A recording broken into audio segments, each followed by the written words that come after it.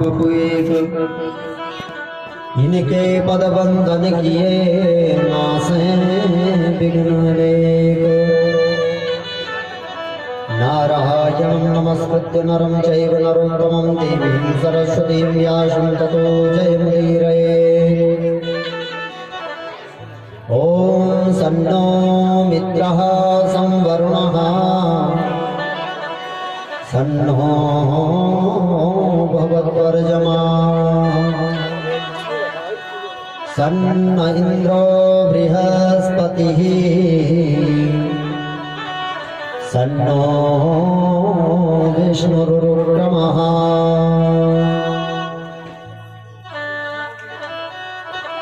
कालाभ्राभां कटाक्षैररिकुलभयतां मौलिवद्देन्दुरेखां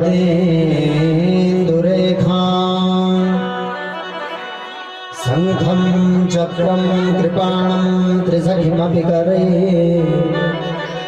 हृद्वहन्ती त्रिनेत्रां सिंहस्कन्दाधिरूढां त्रिभुवनमखिलं तेजसा पूरयन्ती ध्यायेत् दुर्गां जयाख्यां त्रिदश परिवृतां सेवितां सिद्धिकामयीं आराध्य परमा शक्ति सर्वैरभिसुरासुरैर्नाथः परधर्म किञ्चिदधिकं भुवनत्रये। आइए हनुमंत विराजिए कथा कहूँ मति अनुसार प्रेम सहित गादी धरूं विराजिए पवन कुमार।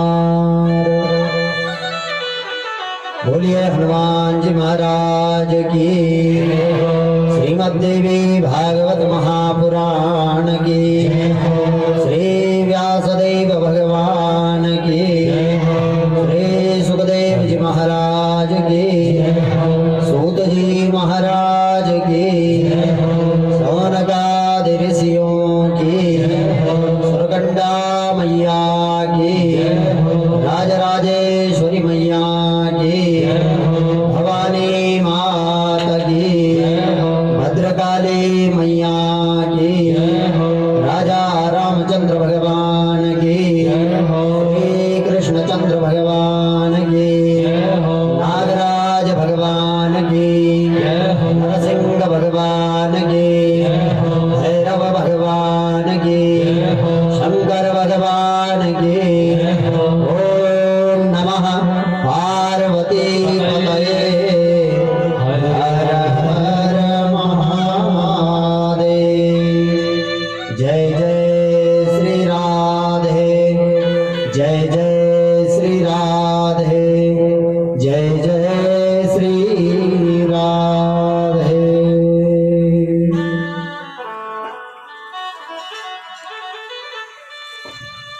असंख्य कल्याण गुणगण निलया परमानंद कंद चिन्मूर्ति कोटि गंधर्व दर्प दमनीय परम रमणीय ललित ललाम शोभाधाम सुषमा सौंदर्य वाराम निधि चक्र अधिष्ठात्री मां भगवती राजराजेश्वरी सुरकंडासुरी मां भवानी देवी की साक्षात प्रतिस्वरूपा वांगमयी मूर्ति श्रीमद् देवी भागवत महापुराण कथा के विराम दिवस में हम सब यहाँ पर एकत्रित हो रहे हैं।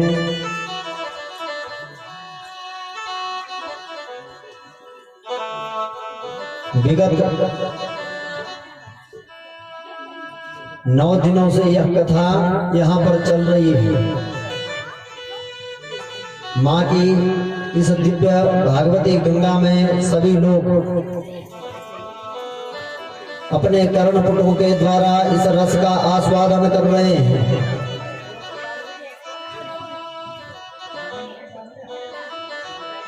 कथा में प्रवेश करने से पहले अपने गुरु मातृ पितृ के चरणों में बारंबार प्रणाम करते हुए माँ भगवती श्री कृष्ण के चरणों में प्रणाम करते हुए विद्वत मंडली, सभी आचार्य विप्रगण, इनके हृदय में विराजमान माँ भगवती की मूर्ति को प्रणाम करते हुए कथा पांडाल में बैठे हुए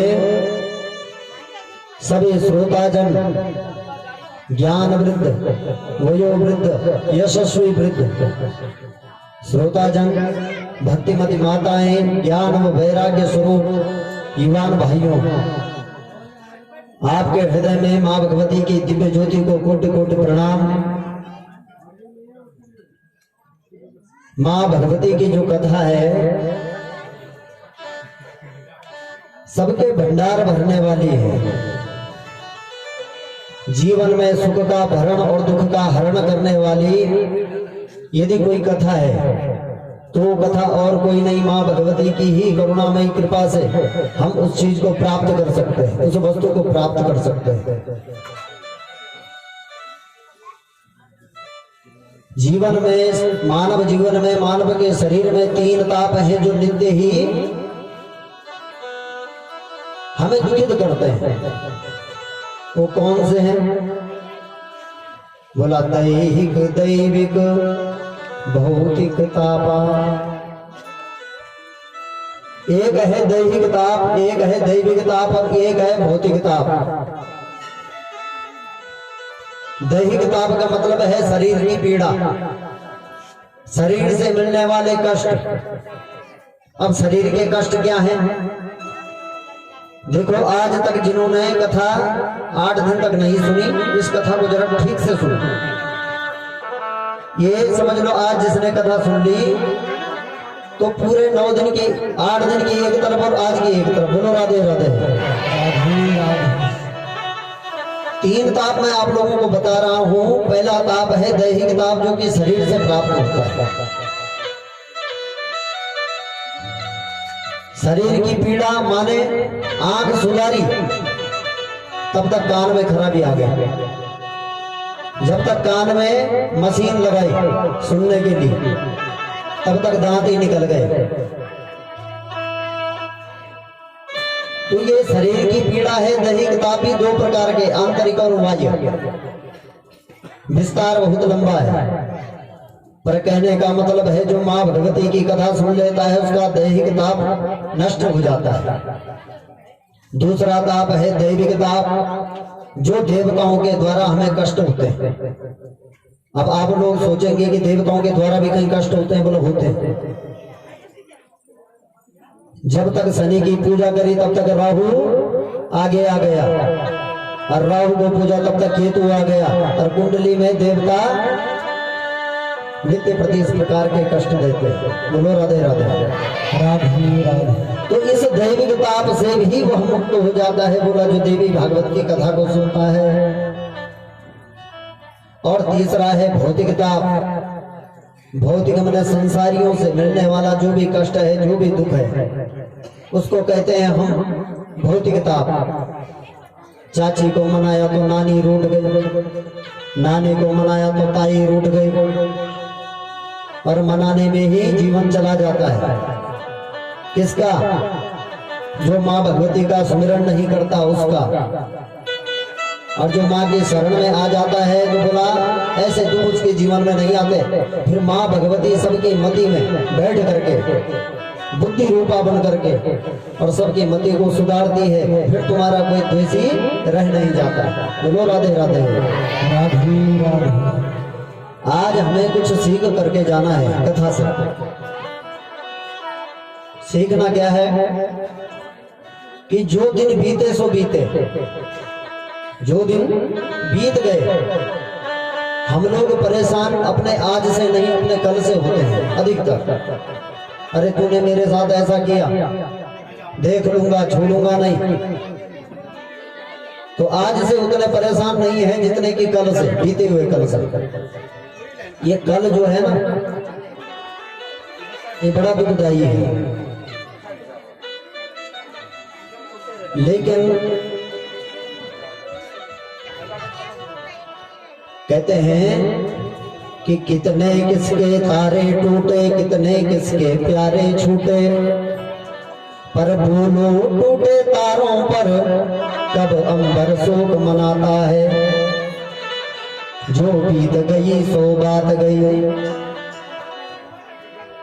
आकाश मार्ग से उन तारों को आपने गिरते हुए देखा होगा, लेकिन आसमान रोने नहीं लग जाता तारों के गिरने पर। जो बीत गई सो बात गई। जीवन में था वह एक कुसुम जिस पर थे नित्य न्योछावर तुम, वह सूख गया तो सूख गया। अरे जीवन रूपी यह पुष्प ही तो है, एक दिन सबने सूखना है। बोलो राधे राधे राधे राधे। कि जीवन में था वह एक कुसुम, कुसुम माने पुष्प फूल। कि जीवन में था वह एक कुसुम जिस पर थे नित्य न्योछावर तुम, वह सूख गया तो सूख गया। जो बात गई सो बीत गई।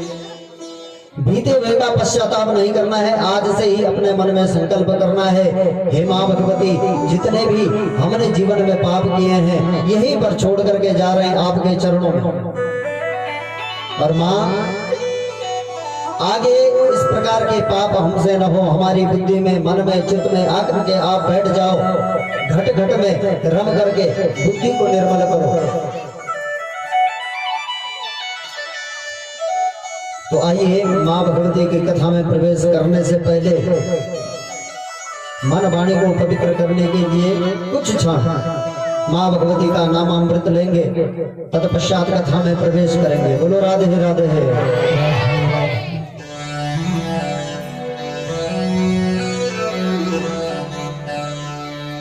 अम्बे भवानी दुर्गे महारानी नमो नमो। अम्बे भवानी दुर्गे महारानी नमो नमो। अम्बे भवानी दुर्गे महारानी नमो नमो। अम्बे भवानी दुर्गे महारानी नमो नमो। नमो नमो मैया नमो नमो।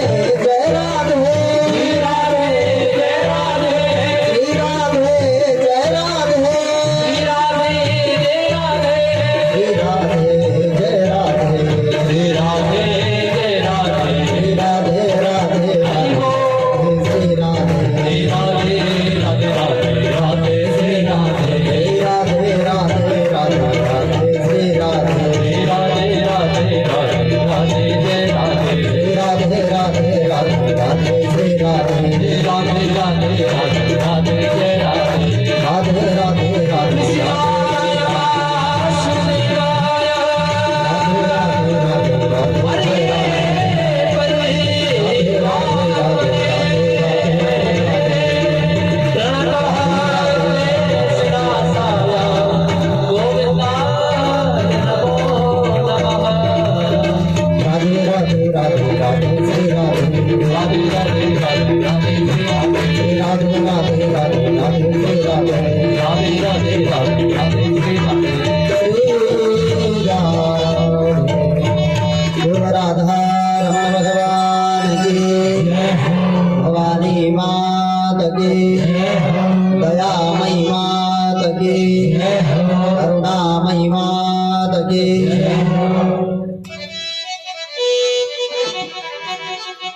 तो आइए माँ भगवती की गंगा में प्रवेश करें। दिव्य दिव्य चरित्रों का हम नित्य ही श्रवण कर रहे हैं। वार्ता सूत सौनकों की चल रही है, जनमेजय वेद व्यास जी की चल रही है। माँ भगवती के चरित्रों को आगे बढ़ाते हुए जनमेजय ने प्रश्न पूछा। आज मैं ज्यादा संबोधन न करते हुए आपको सीधे कथा की ओर ले चलूंगा, क्योंकि समय कम है। बोलो राधे राधे। जनमेजय ने प्रश्न पूछा वेद व्यास जी से, महाराज हमने सुना कि माँ भगवती जो सती हैं, वे दक्ष के घर में उन्होंने जन्म लिया, लेकिन देह त्याग का कारण क्या था और क्यों इन्होंने देह को त्यागा, ये सारी कथा हम सुनना चाहते हैं। वेद व्यास जी कहते हैं जनमेजय सुनो, ये एक साप था। मां सती ने कुपित होकर के, दक्ष से कुपित होकर के अपने प्राणों का त्याग किया था। बोला एक बार दुर्वासा ऋषि माँ भगवती भवानी का, जगदम्बा का यज्ञ कर रहे थे, तप कर रहे थे। माँ भगवती प्रसन्न हुई, प्रकट हुई और इनको दर्शन भी दिया। माँ भगवती जब साक्षात प्रकट हुई तो ये माँ के पास में गए। जैसे ही चरणों में गिरे तो माँ ने अपने कंठ से पुष्पों की माला उतार करके दुर्वासा मुनि के कंठ पर डाल दी, गले में डाल दी। माँ से पूजित होकर के दुर्वासा मुनि दक्ष के घर में गए। दक्ष के घर में गए तो दक्ष ने पूछा कि ये सुगंधित पुष्पों वाली माला किसने आपको प्रदान करी है? तो विधिवत बताया, मैं माँ का जप कर रहा था, भगवती का जप कर रहा था, और उस जप के प्रभाव से माँ ने मुझे दर्शन दिए और मेरे गले में ये माला डाली। दक्ष कहने लगा, मुनिवर मुझे बड़ी सुंदर ये माला लग रही है, आप यदि मुझे प्रदान कर दें तो बड़ा अच्छा होगा। संत जन बड़े उपकारी होते हैं। अपने कंठ से, अपने गले से उतार करके उस माला को दक्ष के गले में डाल दिया। लेकिन दक्ष जब उस माला को घर में लेकर के गया अपने शयन कक्ष में, और जिस पलंग पर खुद सोता था उसी पर उस माला को रख दिया। रात्रि में रमण करने लगा। माँ भगवती नाराज हो गई, जो सती रूपा बन करके आई थी इनके घर में। माँ कहने लगी, तू कुकर्मी है, मेरे दिए हुए प्रसाद का ऐसा तिरस्कार, अब मैं तेरे घर में रहूंगी नहीं। बोलो राधे राधे राधे राधे। बाकी की कथा तो आपने भी सुनी होगी, लेकिन ये कथा देवी भागवत की।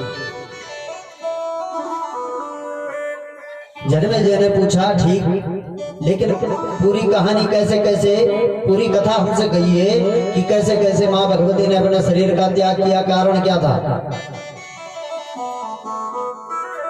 बोला, दक्ष की यह कन्या जो माँ भगवती के अंश स्वरूपा सती बन करके आई थी,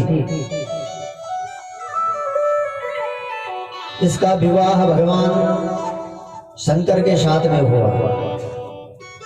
शंकर भगवान के साथ में विवाह हुआ तो एक बार दक्ष ने बहुत विशाल यज्ञ किया अपने घर में, यज्ञ कराया, उसमें सभी देवताओं को निमंत्रण दिया और निमंत्रण में सभी देवता उसके घर में पधारे भी। एकत्रित हुए सभी देवताओं को उनका भाग दिया गया।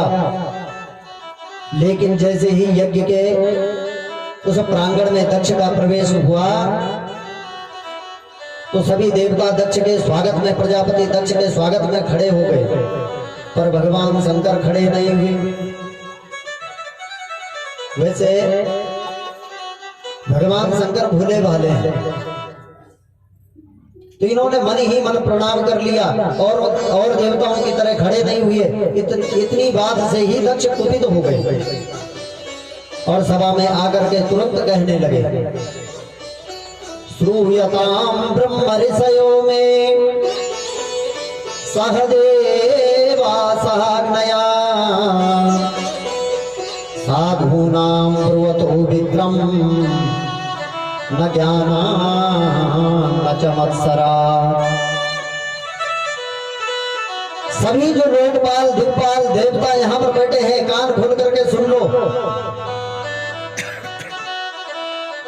हम लोकपालों की सभा में कोई दूषित व्यक्ति बैठा हुआ है। अयम तो लोकपालानाम यशोग्नो निरपत्रपः। हमारे यश को धूमिल करने वाला व्यक्ति यहाँ पर बैठा हुआ है। अब सब आपस में सोचने लगे देवता लोग कि ये दुराचारी कौन है, यहाँ पर तो सब देव समाज है, देवता ही बैठे हैं, फिर दक्ष इस प्रकार से क्यों क्रोधित हो रहा है। अब सोच रहे थे तब तक दक्ष खुद बोल पड़ा, अरे इधर उधर क्या देखते हो, ये शंकर नहीं दिखाई दे रहा क्या? बोलो राधे राधे। बोला मैं इसी शंकर की बात कर रहा हूं।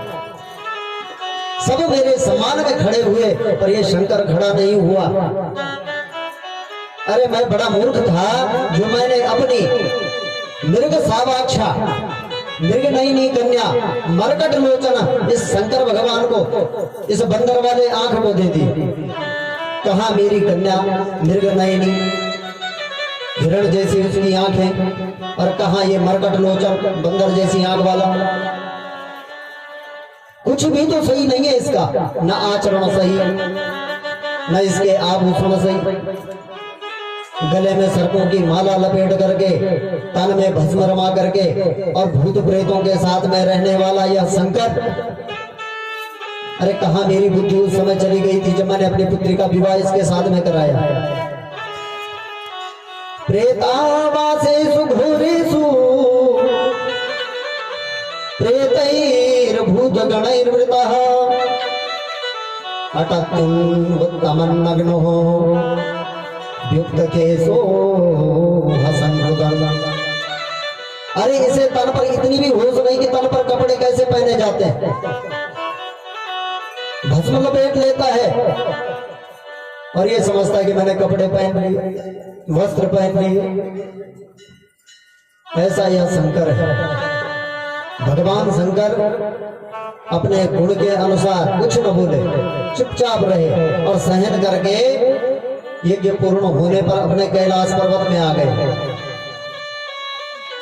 अब हम आप जैसे कोई होते तो घर में जाकर के अपनी पत्नी से बार बार कहते, अरे तेरे बाप ने मेरे साथ ऐसे क्या, बोलो राधे राधे, मेरा सम्मान नहीं किया, 10 आदमियों के सामने मेरी बेइज्जती करा दी। लेकिन शंकर ने ऐसा कुछ नहीं किया।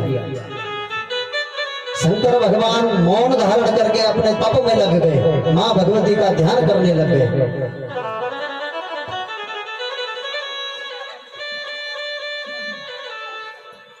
अब समय आने पर कुछ समय बीता, आकाश मार्ग से कैलाश पर्वत के ऊपर ऊपर न जाने हजारों विमान जाने लगे, जिन पर देवता गंधर्व बैठ करके जा रहे थे। शंकर भगवान अपनी तपस्या में है, परमा सती इन विमानों को देख करके आश्चर्यचकित हो गई। पहले कैलाश पर्वत से इस प्रकार के विमानों को उड़ते हुए नहीं देखा। एक साथ कहाँ जा रहे होंगे, तो किसी को रोका, पूछा, बोला भैया आप लोग कहाँ जा रहे हैं? तो किसी ने बताया कहाँ जा रहे हैं आपको पता नहीं? बोला नहीं मुझे तो कुछ भी ज्ञात नहीं। बोला सती तुम्हारे पिता ने बहुत बड़ा यज्ञ कराया, बहुत बड़ा यज्ञ कराया है और हम सभी उसी यज्ञ में जा रहे हैं। माता सती ने जो सुना कि मेरे पिता के द्वारा यज्ञ हो रहा है तो मन तो बड़ा व्यथित हुआ। सोचने लगी मेरे पिता ने सबको बुलाया पर यहाँ कैलाश में चिट्ठी नहीं भिजवाई, कारण क्या था? फिर मन में सोचने लगी हम रहते हैं पर्वतों में, अरे किसी के पास दीवी होगी, यहाँ तक पहुंचा नहीं व्यक्ति, ऐसा भी हो सकता है। मन को जैसे तैसे समझाया, लेकिन शंकर भगवान के साथ हुए पूर्व वृत्तांत का बिल्कुल भी भान नहीं है इन्हें। अब दक्ष ने तो अपनी जिद के कारण नहीं इनको निमंत्रण भेजा, पर मां सती को भी कुछ पता नहीं इस विषय में। अब जब सुना कि मेरे पिता यज्ञ कर रहे हैं, शंकर भगवान के समक्ष आई और भगवान से कहने लगी, हे स्वामी मेरे पिता ने बहुत दिव्य यज्ञ का आयोजन किया है, मैं भी उसमें जाना चाहती हूँ। शंकर भगवान ने कहा अवश्य जाओ, गुरु के घर में, पिता के घर में बिन बुलाए भी चले जाना चाहिए, इसमें कोई दोष नहीं। गुरु घर हो, पितृ घर हो, मित्र घर हो, चले जाना चाहिए। पर पहले ये बताओ कि वहां से कोई चिट्ठी आई तुम्हारे लिए, बुलावा आया? बोला आया होगा स्वामी, यहाँ तक नहीं पहुंचा, ऐसा भी हो सकता है। शंकर भगवान ने कहा देखो मेरा एक पूर्व वृत्तांत है, उसे मैं तुम्हें सुनाता हूँ। तो पूरी घटना ज्यों की त्यों सुना दी। मैं यज्ञ में गया था, मेरे साथ ऐसा हुआ, लेकिन सती मानी नहीं, जिद करने लगे। भगवान शंकर ने फिर से समझाया कि आवत ही हर से नहीं नैनन नहीं स्नेह, तुलसी तहां न जाइए चाहे कंचन बरसे में। जहां पर आपके आने से आपका आदर और सत्कार नहीं होता, बोला ऐसी जगह पर जाना नहीं चाहिए। जहां पर तुम्हें कोई पूछने वाला ना हो, ऐसी जगह पर जाओगे तो दुखी होकर के वापस आना पड़ेगा। भगवान शंकर ने बहुविधि समझाया भी। मां भगवती कहने लगी प्रजापतिस्ते स्वसुरस्य सांप्रतम् निर्यापितो यज्ञ महोत्सव किलः वयं च तत्राभिसराम वामते यद्यर्दितामी विबुधा व्रजन्तिः। अरे कुछ भी है लेकिन लगते तो तुम्हारे ससुर हैं। प्रजापतिस्ते स्वसुरस्य सांप्रतम्। अब कहने का तरीका देखो, ऐसा नहीं कह रही है सती जी की मेरे पिताजी ने यज्ञ कराया, बोला तुम्हारे ससुर जी का यज्ञ है। भगवान शंकर को मनाने के लिए बात को किस प्रकार से कहना है। उस यज्ञ में मेरी बहनें आएंगी, 16 बहन हैं, ये सब की सब उस यज्ञ में एकत्रित होंगी। न जाने कितने वर्षों से हम आपस में मिले भी नहीं। बोला तस्मिन् भगिन्यो मम भृतृभृस्वकै ध्रुवं गमिष्यन्ति सुहृद्दृक्षवः अहं च तत्राभिसराम वामते यद्यर्तितानि विबुधा व्रजन्तिः। मेरी बहनें आएंगी और वो भी मुझसे मिलने के लिए न जाने कितने वर्षों से तड़प रही होंगी। शंकर भगवान ने बहुत समझाया, जब नहीं समझी तो बोला देवी मैंने जो कहना था मैं कह दिया, अब बात है तुम पर। जो मन को अच्छा लगे करो। मां भगवती आगे जाती है कुछ दूर तक, शंकर भगवान जाने देते हैं, आंखें बंद करके बैठे हैं। और जब कुछ दूर चले जाती है मां भगवती तो धीरे से आंख खोल करके देखते हैं, अरे सचमुच चली गई।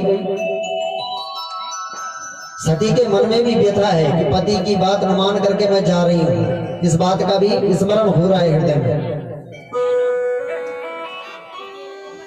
कुछ दूर तक जाती, फिर लौट करके भगवान शंकर के पास आती, बोला स्वामी आज्ञा दो, नहीं तो इस बार मैं चली ही जाऊंगी। शंकर भगवान ने कहा तू चली जा। बोलो राधे राधे। पति की आज्ञा का यदि कोई पालन नहीं करता है,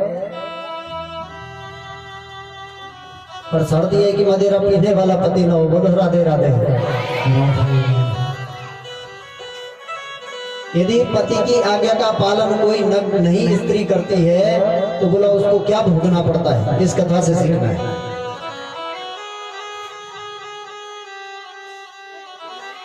इस बार वापस लौट करके नहीं आई, चली गई।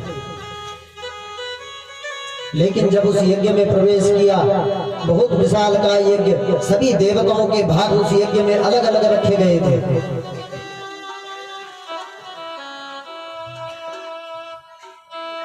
सब देवताओं के भाग रखे हुए थे, लेकिन शंकर भगवान का भाग वहां पर नहीं पाया मां सती ने। थोड़ा आगे बढ़ी तो जितने भी देवता और गंधर्व इत्यादि वहां फतेह लोकपाल इत्यादि थे, सब मां भगवती से मुख को मोड़ने लगे, नजर चुराने लगे। किसी ने बात नहीं की कि तथारि घृणा व्यतते सिनी मुखै सेतेर्दितांगो हृदये न दूयता स्वानाम यथा वक्रधियां दुरुक्तिभिर दिवानि संतप्यति मर्मताडितः। स्वानाम यथा वक्रधियां दुरुक्तिभिर, अपने लोगों को ऐसी वक्र दृष्टि, टेढ़ी दृष्टि करते हुए देखा तो हृदय छलनी हो गया। अपने लोग जब नजर मोड़ने लग जाते हैं तो क्या दशा होती है, यही दशा मां भगवती सती की हो रही है। सबसे कठिन जाति अपमान, अपने घर के लोग ही यदि मुख को मोड़ने लगे तो बोला इससे ज्यादा मरना कुछ नहीं है जीवन में। बोलो राधे राधे है। इन्होंने सोचा देवता हैं, कोई बात नहीं, मेरे घर के थोड़ी हैं। अरे मैं तो शंकर भगवान से कह के आई थी कि मैं अपनी बहनों को मिलने के लिए जा रही हूं, तो मुझे उनसे मिलना है, बाकी मुझे किसी से मतलब नहीं। अपनी माँ से मिलूंगी, अपने पिता से मिलूंगी। इतने में दक्ष सामने से आ गए। दक्ष ने भी नजर चुरा ली, कुछ भी नहीं पूछा, बेटी कैसी है, कुशल से तो है, लेकिन कुछ न पूछते हुए आगे दक्ष बढ़ गए। फिर भी अपनी छाती पर पत्थर रख करके, अपने हृदय पर पत्थर रख करके मां सती आगे बढ़ी है। आगे चल करके इनकी बहन भी मिली, लेकिन इन्होंने भी किसी ने बात नहीं की सती मां से, क्योंकि पहले ही दक्ष ने समझा रखा है शिव का कोई भी संबंधी हो उससे कोई वार्तालाप मत करना। और आगे बढ़े तो बोला दुनिया में कोई भी दुखी हो जाए कोई बात न करे, लेकिन माँ माँ होती है। बोले दुर्गे मैया की। माँ का हृदय बड़ा कोमल होता है। आज बहनों ने इसका सम्मान नहीं किया, किसी ने इसका सम्मान नहीं किया, लेकिन माँ ने जैसे ही देखा मेरी पुत्री मेरी ओर आ रही है, तुरंत भाग करके इसके पास में आई और अपने हृदय से लगा लिया, बार बार इसके मस्तक को चूमने लगी। उस बच्चे ने पूछा बेटी तो अच्छी तो है, तुझे कोई दुख तो नहीं है?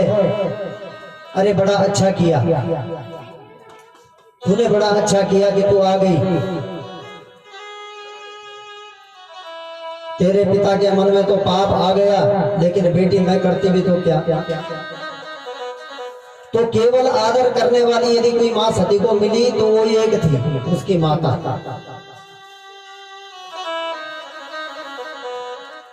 सादर भले ही मिली एक माता, भगिनी मिली बहुत मुस्काता। केवल माता को ही आदर करते हुए देखा, लेकिन इधर उधर की स्थिति रुद्र का भाग न देख करके बीते तो ही मां सती और दक्ष के पास में जाकर के कहने लगी, अरे बहुत घमंड है तुझे अपने दक्ष होने पर, प्रजापति होने पर। आज जो यज्ञ कर रहा है इस यज्ञ में, इस यज्ञ कुंड में ही अपने शरीर की आहुति मैं दे दूंगी। मुझे नहीं चाहिए ये शरीर। लोग मुझे दक्ष कन्या कह करके पुकारेंगे, मुझे ग्लानि होगी और न मैं अब वापस कैलाश पर्वत में जा सकती हूँ। क्यों? बोला वहां जाऊंगी तो लोग शंकर भगवान कहेंगे आ गई दाक्षायणी, और तुम्हारा नाम मेरे साथ जुड़ेगा तो उसे मैं सहन नहीं कर पाऊंगा। अतस्तवोत्पन्नमिदं कलेवरम न धारयसे सितकंठ गर्हिणः। इसलिए तवोत्पन्न इदम कलेवरम, तुम्हारे द्वारा उत्पन्न यह कलेवर, यह शरीर मैं आज रखने वाली नहीं हूं। अरे जिस भगवान शंकर के 2 अक्षर के नाम से व्यक्ति तर जाता है, उन शंकर की महिमा को तुमने जाना नहीं। अरे वे तो इतने भूले हैं कि तुम्हें दंड देने पे उतरते तो जब तुमने उनका अपमान किया था उसी समय तुम्हें दंडित कर देते।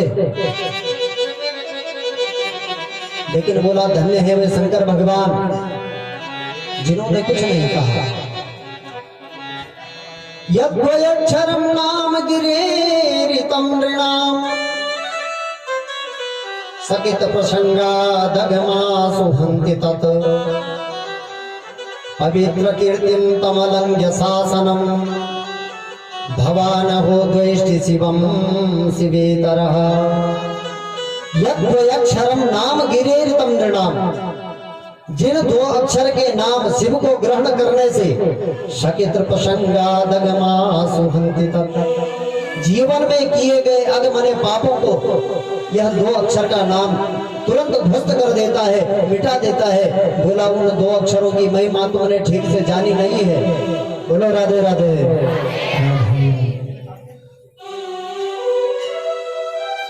और ऐसा कह करके माँ भगवती उस यज्ञ कुंड में प्रवेश कर गई, अपने शरीर का देह त्याग कर दिया। हाहाकार मच गया। नारद जी शंकर भगवान के पास में गए, बोला माता सती के साथ ऐसा हो गया। शंकर भगवान क्रोधित हुए, अपने भौं से एक बाल को निकाला, जमीन पर पटक दिया और उसी से वीरभद्र की उत्पत्ति हुई। बोलो वीरभद्र भगवान की।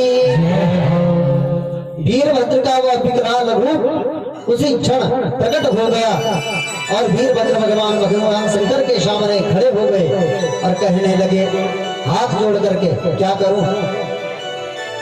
हे प्रभु आदेश करो। तम किम करोमि इति गृह्णन्तमाह बद्धांजलि भगवान भूतनाथ। बद्धांजलि करके दोनों हाथों को जोड़ करके समक्ष खड़े हो गए और कहने लगे, बोला भगवान आज बोलो मैं क्या करूं आपके लिए? तो भगवान कहने लगे दक्षम सयज्ञम जहिमद भटानाम त्वमग्रणी रुद्र भटान सगो में। तुम मेरे एकादश रुद्रों में अग्रगण्य हो। हे वीरभद्र जाओ और दक्ष को, जिस दक्ष ने मेरी पत्नी की ऐसी दुर्दशा की, उसको यज्ञ सहित विध्वंस कर दो, उसका यज्ञ नष्ट कर दो और बाद में उसे भी नष्ट कर देना। बोलो राधे राधे। इनके कहने पर वीरभद्र आगे बढ़ने लगे, साथ में भगवान शंकर के साथ बहुत भूत और प्रेत ये भी जाने की याचना करने लगे। बोला वीरभद्र महाराज हम भी चलेंगे। बोला तुम क्या करोगे? बोला हम भी आपके साथ युद्ध में भाग लेंगे। तो इन्होंने कहा चलो तुम भी चलो। भूत प्रेत पिशाच इत्यादि सब इनके साथ में चलने लगे और इतनी तेजी से ये जा रहे थे कि बहुत ज्यादा पृथ्वी से धूल उड़ने लगी। जब उस यज्ञ जहां पर यज्ञ हो रहा था दक्ष का, उसके समीप में पहुंचे और दक्ष के यज्ञ में पधारे हुए सभी देवता मुनि ऋषि इन्होंने जब ये स्थिति देखी, धूल उड़ती हुई देखी, तो मन में विचार करने लग गए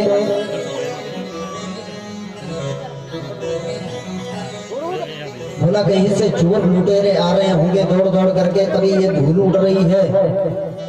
तो ये कहने लगा वातानवंती नहीं संति तस्य वह प्राचीन वर हृजीवति हो ग्रदंड।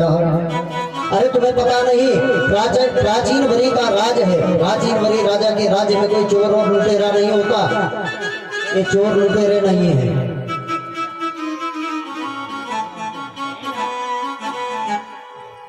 एक ने कहा कि गायें चर करके जंगल से आ रही होंगी, वन से आ रही होंगी, तब धूल उड़ रही है। बोला कावो न काल्यंत इदम कुतोरजो।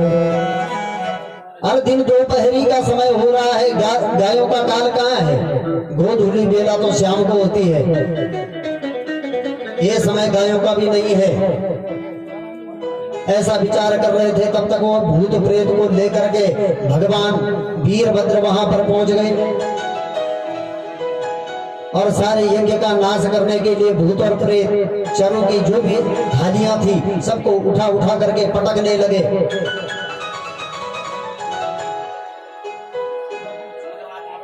इस प्रकार से यज्ञ को विध्वंस किया है जा करके।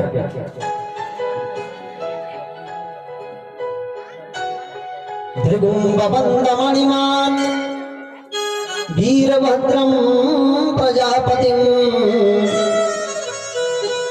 चंडी संपूषणम देवम भगम नंदी स्वरूपी। बोलो दुर्गे मैया की। भृगु ऋषि उस यज्ञ में शामिल हुए थे और भृगु ऋषि की यहाँ से दाढ़ी बहुत लंबी थी। तो मणिमान ने उस दाढ़ी को पकड़ करके भृगु की घसीटना प्रारंभ कर दिया।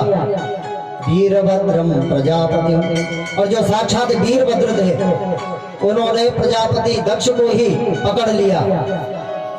चंडी संपूषणम देवम, भृगु की दाढ़ी चली गई। पूषा को चंडीस नाम के गण ने पकड़ा और इनके सारे दांत तोड़ दिए। राधे राधे। चंडी संपूषणम देवम भगम नंदीश्वरो गृही। और भग जो ऋषि है इनको नंदीश्वर ने पकड़ लिया।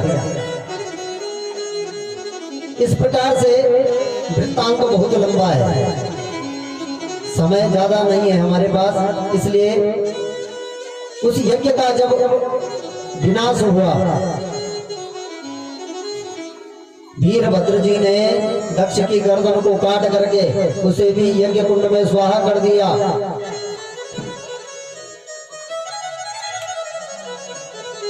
बाद में सभी देवताओं ने स्तुति शंकर भगवान की करी।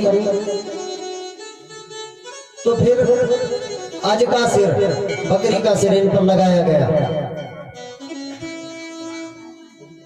तो ये कथा हमें सिखाती है किस प्रकार से पति की आज्ञा का पालन होता है, किस प्रकार से किसी की दी हुई वस्तु का अनादर नहीं करना चाहिए।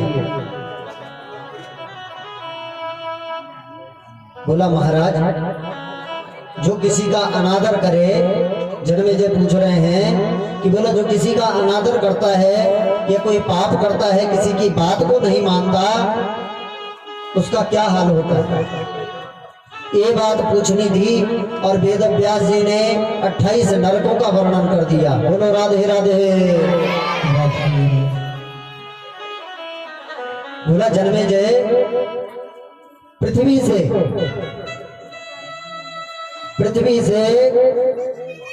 99,000 योजन दूर दक्षिण दिशा में यम की संयमुनीपुरी है, जहां पर 28 प्रकार के नरक बताए गए। अब ध्यान से सुनो, नरकों में जाता कौन है। तो बोला नरकों में जो पापी, दुराचारी, परनिंदक, वेद शास्त्रों को, पुराणों को न मानने वाले, वेद निंदक, ब्रह्म निंदक, गौ हत्यारे, गाय पर ताड़ना करने वाले, ऐसे व्यक्तियों को नरक मिलता ही है। और बहुत सारी बातें बताई और विशेष करके बोला कि आसुरी भावम उत्पन्ना दैवी संपद विपर्यया, जिनके अंदर आसुरी भाव उत्पन्न हो गया और देवी की संपदा से जो सर्वथा परे हैं। देवी की संपदा क्या है? बोला भागवत की कथा। बोलो श्रीमद् देवी भागवत महापुराण की। जिन्होंने अपने जीवन में देवी भागवत की कथा को नहीं सुना, और कथा कोई सी भी हो, वो कृष्ण कथा हो, शिव का पुराण हो, राम भगवान की मानस हो या देवी का पुराण हो, क्योंकि अंश रूप में तो विद्यमान माँ भगवती सबके साथ में है, शक्ति रूपा तो सबके साथ वही है। बोलो राधे राधे। तो ये तो कई दिनों से इसका भी वर्णन चल रहा है कि माँ भगवती के बिना तो न ब्रह्मा, न विष्णु, न रुद्र, कोई कुछ नहीं कर सकता। तो किसी की भी कथा हो, कथा सुननी चाहिए और प्रेम पूर्वक सुननी चाहिए। तो बोला जिनके अंदर आसुरी भाव आ जाता है वही इन नरकों के अधिकारी होते हैं, उनको नरक में जाने से कोई नहीं रोक सकता। आसुरी भाव उत्पन्ना देवी संपद विपर्यया, ये नरा ज्ञानशीलाश्च ते यान्ति परमां पदम, तापशीला नरा यान्ति दुखे न यमयातना। अरे जिनको कथा सुनकर के ज्ञान हो गया, बोला उन्हें कभी भी नरकों में नहीं जाना पड़ता है। पर पापाचारी बुद्धि जिनकी रहती है, मलिन बुद्धि रहती है, ऐसे व्यक्तियों को फिर नरक में जाने से कोई रोक भी नहीं सकता। तामिश्र, अंधतामिश्र, रौरव, कुंभीपाक, महारौरव, असीपत्रवन, कृमि भोजन, बैतरणी इत्यादि ये 28 नरक हैं। बोला इन्हीं नरकों में भिन्न भिन्न प्रकार के इनको दंड दिए जाते हैं इनके पापों के अनुसार। बोला ले जाते कैसे हैं? यम के दूत पापी को ले जाते कैसे, इसका वर्णन करो। अब वेद व्यास जी कहते हैं कि बोला जिस व्यक्ति ने जीवन में माँ भगवती का, भगवान का ध्यान नहीं किया और अंत में सोचे, हम लोग यही सोचते हैं कि बुढ़ापे में भजन करेंगे, या फिर यूं भी सोचते हैं कि बस कल परसों में तो काम निबट जाएगा, उसके बाद तो भक्ति करूंगा या करूंगी, और नियम बना देंगे कि बस इतने समय हमने पूजन करना ही है, लेकिन वो काम अभी तक नहीं निपटा जीवन का। बोलो राधे राधे। आता है ना ऐसा विचार मन में, बस एक काम और निबट जाए। बोला फिर भक्ति करेंगे, अटूट भक्ति। लेकिन वो दिन प्रिय श्रोताओं जीवन में आने वाला कभी नहीं है। अब यहाँ पर बैठ करके टूटी फूटी कथा ही सही, भले ही ध्यान इधर हो चाहे न हो, किंतु यदि थोड़े भी कण हृदय में पड़ गए तो बोला फिर नरक में नहीं जाना पड़ेगा। बोलो राधे राधे। हम सोचते हैं कि बुढ़ापे में करेंगे पुण्य, लेकिन बुढ़ापे में कुछ नहीं होता। जन्म जन्म मुनि जतन कराही, पर अंत राम कहीं आवत नहीं।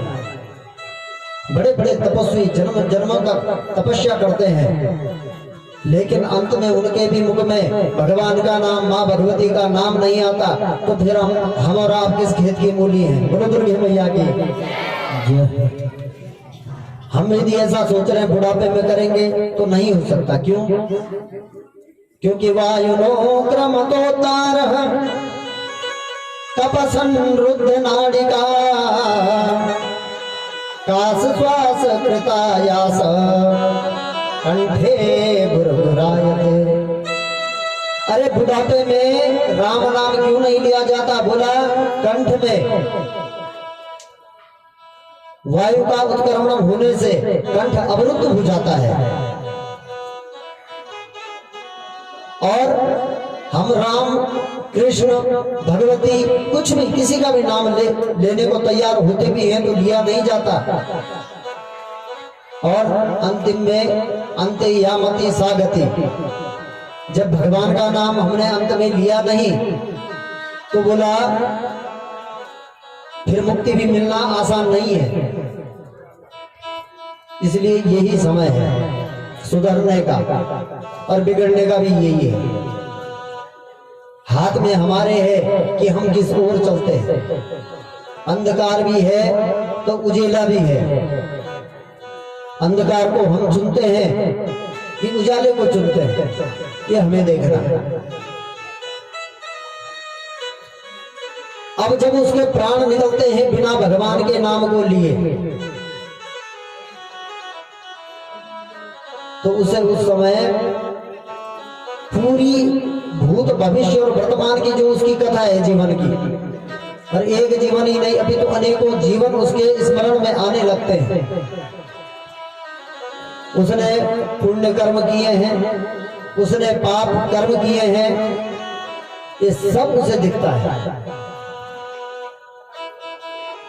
तस्मिन् अंत क्षणे ताक्षो दैवी दृष्टि मुपायते है। उस अंत समय में देवी माँ भगवती की कृपा से उसे दिव्य दृष्टि प्राप्त होती है। उस दिव्य दृष्टि से वह अपना भूत भविष्य और वर्तमान देखता हुआ कभी प्रसन्न हो जाता है और कभी दुखित हो जाता है। कभी जब अपने किए गए पुण्य कर्म देखते हैं तो प्रसन्न हो जाता है, लेकिन जब दुख सामने आते हैं, जब पाप कर्म सामने आते हैं, अपने जीवन में किए गए पापाचार भ्रष्टाचार याद आते हैं, तो बोला बड़ा दुखी होता है। हे जन्मेजय, वेद व्यास जी कह रहे हैं कि जन्मेजय जब व्यक्ति मरता है ना, तो उसका जब वो प्राण निकलते हैं उसके बाद उसका एक सूक्ष्म शरीर होता है, मात्र अंगूठे के बराबर, अंगुष्ठ मात्र पुरुषो हा हा कुर्वन् कलेवरम्। गरुड़ पुराण में भी ये वाक्य है। मात्र अंगुष्ठ मात्र का वह शरीर पा करके और वेदना से रोता हुआ बार बार यम के दूतों से अपने को छुड़ा करके और वापस उस शरीर में प्रविष्ट होने का सोचता है, लेकिन होता नहीं, और यम के दूत उसे जो है घसीट करके ले जाते हैं। जब अपने आप नहीं जाता तो बोला इसके पहले गले में रस्सी डालते हैं और तब खींच करके ले जाते हैं। किसी किसी के कान में रस्सी डाल देते हैं, किसी के कानों में रस्सी डालते हैं, और तब पशुओं की भांति इसे घसीट करके अपने यमलोक में ले जाते हैं। बोलो राधे राधे। तो जिसे उस यमलोक के दर्शन नहीं करने हैं, अब यमराज जी के दर्शन करने हो तो बात अलग है, तो जिसको नहीं करने हैं वो ध्यान पूर्वक भगवान की कथा, इस माता की कथा सुने, कहीं पर भी हो।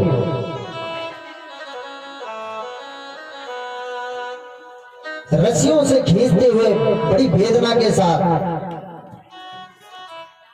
नासाग्र कृष्ण पासाश्च कर्ण पासास तथा परे। अब ये मैं आपको डराने के लिए बोल रहा हूं, ऐसा नहीं है, मैं भी यही से पढ़ रहा हूं। बोलो राधे राधे। कि बोला नासाग्र कृष्ण पाशाश्च कर्ण पासास तथा परे। पहले नाक में रस्सी डाली, घसीटा, और नाक जब फट गया तो उसके बाद कानों में रस्सी घुसा ली, और तब खींच करके ले जाते हैं। ऐसी यातनाएं होती है नरक में। तो ध्यान रहे कि ये यातनाएं न भोगनी पड़े अपने जीवन में। अधिकतर किसी के पास में पूजा में कहीं जाओ, पूजा में सम्मिलित होने जाओ, वहां पर बिल्कुल किसी के दोष और गुण का चिंतन नहीं करना है। अरे वो तो मेरे पास में बैठी थी या बैठा था और कथा बिल्कुल नहीं सुनी और मुझे भी कोसती रही या कोसता रहा, ये विचार नहीं। अब जो कर रहा है उसे करने दो, लेकिन अपने गुण हमारे अपने अंदर है। अन्यस्य दोष गुण चिंतन मासु मुक्त्वा सेवा कथा मुहुरहो नितराम पिबत्वम्। ये तो रस है, नितराम पिबत्वम्, इसका पान करना चाहिए। और अन्य से दोष गुण चिंतन मासु मुक्त्वा, अन्य के गुण और दोषों को नहीं देखना चाहिए। अब मेरा कहना ये है कि ऐसा नहीं कि दूसरे के दोषों को ही न देखो, दूसरे के गुण भी नहीं देखना चाहिए। बोलो दुर्गे मैया की। क्यों? ज्यादा गुण किसी के देखेंगे तो उसमें आसक्ति होगी, गुण किसी के ज्यादा देखेंगे तो उसमें आसक्ति होगी, उससे प्रेम होगा, और उससे प्रेम होगा तो ये भागवत छूट जाएगी। बोलो राधे राधे। और दोष आएंगे तो फिर ये निंदाजनक बात होगी, फिर इससे भी नरक मिलेगा। तो न किसी के गुण देखें, न किसी के दोष देखें, समान भाव से सबके साथ में रहें और नित्य कथा का श्रवण करें। ये कथा में ही नहीं, कहीं पूजा में भी जाओ तो उसके भी नियम है। हेन मुदगिर से चौथा मुखम लाला कुलम भवे। मुख से फेन निकल रहा है, झाग निकल रहा है, रोते रोते आंखों से अश्रु की धाराएं निकल रही हैं। यमदूतों से बार बार कहता है कि छोड़ो छोड़ो, लेकिन यम के दूत है कि छोड़ते ही नहीं। वापस आने के लिए, शरीर में अपने प्रवेश होने के लिए आत्मा बार बार तड़पती है। तो ये यम के दूत जिस रस्सी में बांध रखा है, उस रस्सी को कुछ देर के लिए ढीला छोड़ देते हैं। दौड़ता हुआ आता है और जैसे ही शरीर के समीप आता है वैसे ही फिर रस्सी को खींच लेते हैं। और कई कई आपने देखा होगा मरने के बाद भी पुनर्जीवित हो गए। कई घटनाएं ऐसी भी सुनने में आती हैं। तो कभी कभी उनके हाथ से रस्सी छूट गई तो तब ऐसी कहानी होती, वैसे छूटती नहीं है। बोलो राधे राधे। सबकी नहीं छूटती। ऐसा मत छोड़ना, ऐसा मत सोचना कि बुरे कर्म करेंगे और रस्सी छूट जाएगी। रस्सी भी उन्हीं की छूटती है जिनके कर्म थोड़ा अच्छे होते हैं।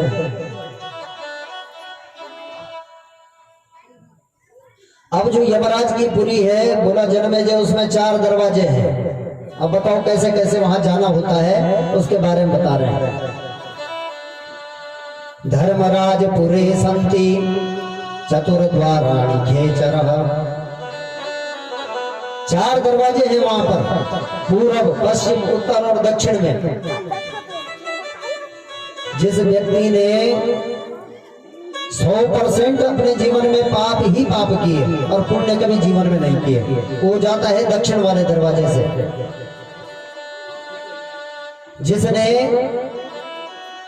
75% अपने जीवन में पुण्य किए हो, पाप किए हो, और 25% पुण्य किए, बोला वो उत्तर के दरवाजे, वो जो है पश्चिम के दरवाजे से प्रवेश करता है यमपुरी में। और जो 50-50 वाला है उसका क्या होगा महाराज? बोला 50-50 वाले को उत्तर की दिशा, उत्तर का दरवाजा, वहां से प्रवेश मिलता है।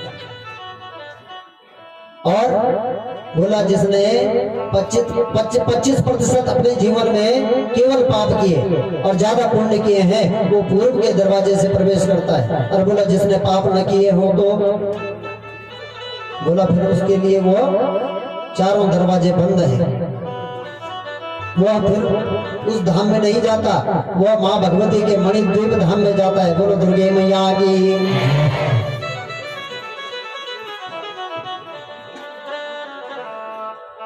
शृणुत्वं विभक्ष्यामि यममार्गं भयंकरं परसुखदं पुण्यशीलानां पापी नाम दुखदायकम। बोला जन्मेजय अति दुर्गम है यम का मार्ग, लेकिन सबके लिए नहीं है। सुनो तुम्भो विवक्षामि यम मार्गम भयंकरम, भयंकर है वो मार्ग मैं जानता हूं, लेकिन किनके लिए? बोला सुखदम पुण्यशीलानां पापीनां दुखदायकम। पुण्यशीलों के लिए वो सुखप्रद भी है, उनको ज्यादा यातनाएं नहीं देते, और जो पापी हैं बोला उनको छोड़ते भी नहीं है। पापीनां दुखदायक। दुखी वही होते हैं जिन्होंने संसार में शुभ कर्म नहीं किए, जिन्होंने कभी इन कथाओं को नहीं सुना, और पूछा भी यही जाता है। अब जिन जिन लोगों ने गरुड़ पुराण की कथा को भी सुना होगा, इस बात को अच्छे से जानते हैं। वहां पर सब लेखा जोखा होता है और पूछा भी जाता है। देखो आज हम यहाँ बैठे ना, और इसके बाद भाई मरना तो ही, ये तो निश्चित है। अब वो आपका बही खाता खुलेगा वहां पर, और आपके सामने वो रजिस्टर आएगा, आपसे पूछा जाएगा बोलो कथा सुनी अपने जीवन में कि नहीं सुनी? बोला महाराज सुनी थी, देवी भागवत सुनी थी, धौलागिरी में माँ भवानी का मंदिर था, वहां पर जाकर सुनी। बोलो राधे राधे। बोला सुनी तो थी, पर मनन कितना किया? तब दिखाएंगे कि उस समय पंडित जी क्या कह रहे थे, व्यास जी क्या कह रहे थे कि आज तक जो भी पाप किए उन्हें छोड़ो, माँ भगवती माफ कर लेगी, लेकिन आज के बाद बुरी चीजों की तरफ देखना भी नहीं, किसी का बुरा सोचना भी नहीं। तो बोला वो बात तुम्हारे समझ में नहीं आई, और फिर से यातना देते। वैसे माँ के संकीर्तन में जो एक बार भी सम्मिलित हो जाता है, उसको यम की यातना का दर्शन करना ही नहीं पड़ता। ये माँ भगवती की कृपा है। बोलो भवानी मैया की। कि जिह्वा न भक्ति भगवद गुण नामधेयम् चेतश्च न स्मरति तच्चरणारविन्दम्। जिह्वा न भक्ति भगवद गुण नामधेयम् चेतश्च न स्मरति तच्चरणारविन्दम्। जिनकी जिह्वा ने कभी भगवत नाम नहीं लिया, माँ भगवती का नाम नहीं लिया, जिनके मंत्रों का जाप नहीं किया, परमात्मा एक है, किसी एक को इष्ट मान लो। अरे बहुत बचाने वाले नहीं होते, बचाने वाला अगर एक है और समर्थ है तो वही काफी है। बोलो राधे राधे। अब उस माँ भगवती को आप भैरव के रूप में देखते हैं, कि नागराज के रूप में देखते हैं, कि कृष्ण के ही रूप में देखते हैं, कि राम के रूप में, जो मूर्ति आपको अच्छी लगे। ऐसा नहीं है कि ध्यान माँ का ही करना है। ध्यान किसी का भी करोगे तो माँ का ध्यान तो स्वतः ही होने वाला है। लेकिन सभी देवताओं से यही प्रार्थना करनी चाहिए कि आपको मैंने इष्ट बनाया है, हे भैरव, हे नागराज या नरसिंह जो भी है, बोला आप मेरी गति वह करना कि माँ भगवती के चरणों तक मुझे ले जा देना, है ना? ऐसी प्रार्थना करनी। तो जिह्वा न भक्ति भगवद गुण नामधेयम् चेतश्च न स्मरति तच्चरणारविन्दम्। तो बोला जिन्होंने ऐसे काम नहीं किए, पुण्य काम नहीं किए, वही नरक के अधिकारी होते हैं, इसके अलावा नहीं होते। बोला जन्मेजय, माँ भगवती जगदम्बा, माँ भगवती दुर्गा, माँ भ्रामरी सबकी रक्षा करने वाली है। अब भ्रामरी का नाम लिया तो पूछने लगे भ्रामरी कौन है?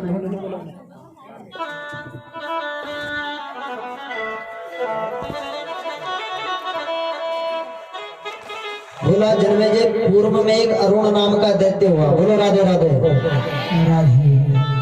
अरुण नाम का दैत्य हुआ, इसने बहुत वर्षों तक माँ भगवती की तपस्या करी, गायत्री के मंत्र का जाप किया, माँ भगवती से इसने वरदान मांगा, मैं स्त्री से भी न मरूं, मैं पुरुष से भी न मरूं, मैं 2 पैर वालों से न मरूं और 4 पैर वालों से भी न मरूं। और न जाने कितने वरदान इसने मांग दिए। अब जब वरदान पा करके यह देवताओं को प्रताड़ित करने लगा, देवताओं को दुखी करने लगा, देवता विष्णु जी की शरण में गए और पर फिर भगवान विष्णु ही स्वयं मां का ध्यान करने लगे। कथा क्या है कि बोला ये भ्रामरी कौन है, भ्रामरी माता का नाम भ्रामरी क्यों पड़ा?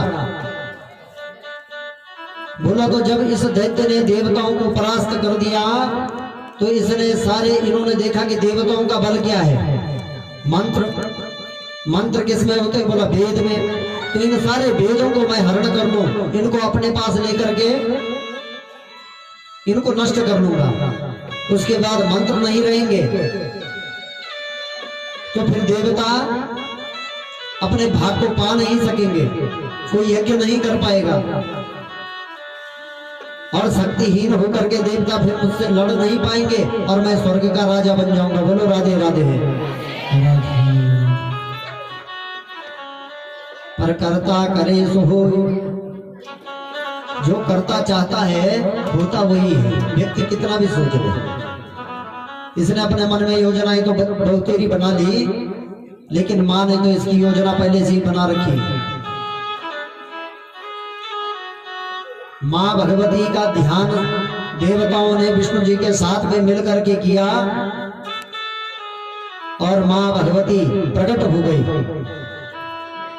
अब इस दैत्य के अंदर मैंने पहले बताया कि गायत्री का भी जाप करता है और जो नित्य गायत्री मंत्र का प्रयत्न से यत्न से जप करता है तो उसको फिर माता भी नुकसान पहुंचाने वाली नहीं होती। बोलो राधे राधे।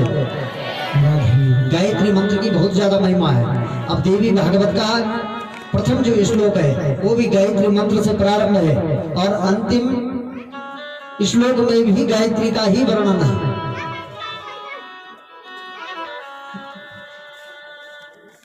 तो गायत्री का नित्य जप किया करता था।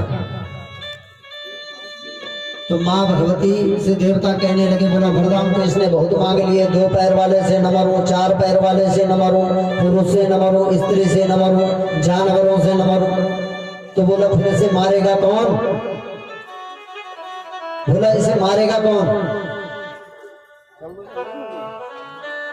माँ से पूछा, माँ ने कहा कोई नहीं, आप चिंता न करो, ये कोई बड़ी बात नहीं है, इसका उपाय मेरे पास है, किंतु एक चीज का उपाय मेरे पास नहीं है। बोला क्या? बोला जो ये नित्य गायत्री का मंत्र जप कर रहा है ना, और जब तक करता रहेगा तब तक इसकी मृत्यु नहीं हो सकती। तो देवताओं कुछ ऐसा कार्य करो कि ये जप करना छोड़ दे, ये जप करना छोड़ दे, ऐसा कोई प्रयत्न करो। देवताओं ने अपने पुरोहित बृहस्पति जी को बुलाया और गुरु बृहस्पति उस दैत्य के पास न गए और जाकर के कहने लगे, अरे अरुण, तुम भी तो देवताओं के और हमारे भी मित्र हुए, भाई हुए। तो दैत्य कहने लगा, तुम्हारा, अरे तुम मेरे भाई कैसे? कहाँ तुम देवता, कहाँ हम दैत्य? ये भाईचारा तुम अपनी मर्जी से कैसे लगा रहे? बोला हम भाई हैं। इसने पूछा कैसे? बोला तुम भी माँ भगवती गायत्री की पूजा करते हो और हम भी देवता लोग भी गायत्री की पूजा करते हैं, फिर अंतर क्या रहा? इसने सोचा तुम भी गायत्री की पूजा करते हो? बोला हाँ। उसी क्षण इसने गायत्री का जप करना छोड़ दिया। बोलो राधे राधे। माँ भगवती चाहती थी अब गायत्री मंत्र का जाप इसने छोड़ा तो माँ भगवती भ्रामरी वहां पर प्रकट हो गई और उस माँ भगवती के हाथों से अनेकों भ्रमर निकलने लगे, भौरे, और उन भौरों ने निकल करके उसकी छाती को विदीर्ण कर दिया अपने दंशों से। अरुण से माँ भगवती कहने लगी, न ये 2 पैर वाले हैं, न 4 पैर वाले हैं, न पुरुष है, न स्त्री है, न ये कोई जानवर है। और ऐसा कह करके उसके प्राणों को ले लिया। बोलो राधे राधे। तो बोला जन्मेजय, इस प्रकार से माँ भ्रामरी का नाम भ्रामरी पड़ा। इसके बाद माँ भगवती गायत्री की भी थोड़ा महिमा पूछी।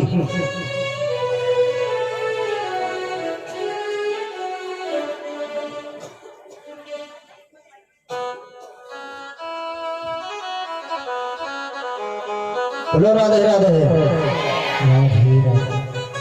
गायत्री कहते किसे हैं?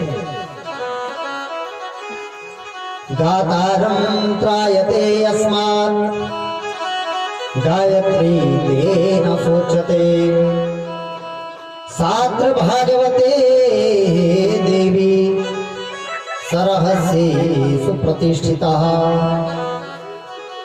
बोला गातारं त्रायते अस्मात् गायत्री तेन सोचते। गात कहते हैं इस शरीर को, और इसको तार देने वाली वही माँ भगवती गायत्री है। बोलो गायत्री मैया की, सावित्री मैया की जय हो, सरस्वती मैया की जय हो। छात्र भागवते देवी सरहस्ये सुप्रतिष्ठिता। इसी भागवत में रहस्य रूप में माँ भगवती स्वयं विराजमान है। माँ भगवती गायत्री। गायत्री मंत्र का निरूपण किया। अब यहाँ पर माइक में बोलने की अनुमति नहीं है। गायत्री मंत्र को मुंह से बाहर नहीं बोलना चाहिए, ये नियम है। लेकिन माँ भगवती का गायत्री का जो मंत्र है,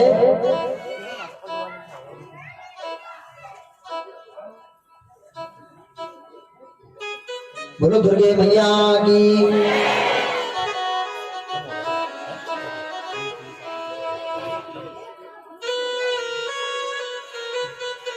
इस मंत्र में 24 अक्षर हैं। बोला जन्मेजय 24 अक्षरों के 24 ऋषि भी हैं, और 24 मंत्रों में 24 छंद भी हैं। गायत्री, त्रिष्टुप, जगती, अनुष्टुप, पंक्ति, त्रिष्टुप, बृहति इत्यादि ये 24 छंद हैं। 24 इस मंत्र के देवता भी हैं।